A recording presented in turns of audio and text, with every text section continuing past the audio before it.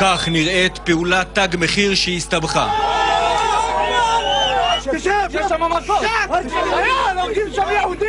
פעילי ימין שניסו לפגוע ברכוש פלסטיני מוחזקים בפאתי הכפר קוסרה כשהם חבולים ומוכים. לתוך מבנה נטוש מובילים אנשי הכפר כ-15 פעילים. שם הם מצולמים ונתונים לחסדי הפלסטינים.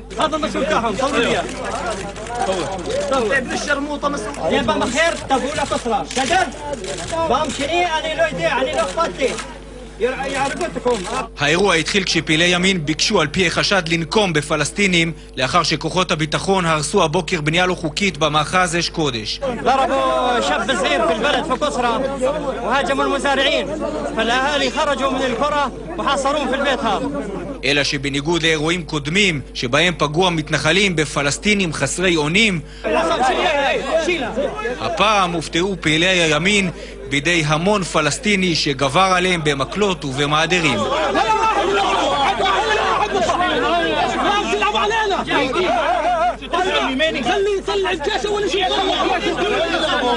אחד מתושבי הכפר הזעיק את כוחות צה"ל, ורק לאחר משא ומתן קצר נעתרו אנשי הכפר לשחרר את נערי הגבעות המדממים.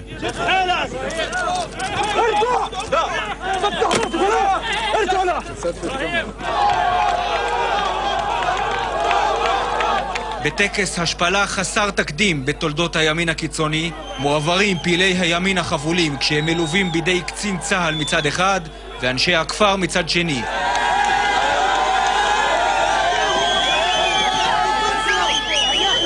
ההמון הפלסטיני מריע וחוגג את הניצחון המקומי על פעילי הימין שניסו לפגוע בהם. היה שם לינץ' ב-20 עד 30 יהודים, והאירוע היה ממש קרוב לאסון ש-20 עד 30 אנשים היו נהרגים. 2 מהפעילים פונו לבית החולים לקבלת טיפול רפואי, 7 נעצרו לחקירת משטרה, המשך יבוא.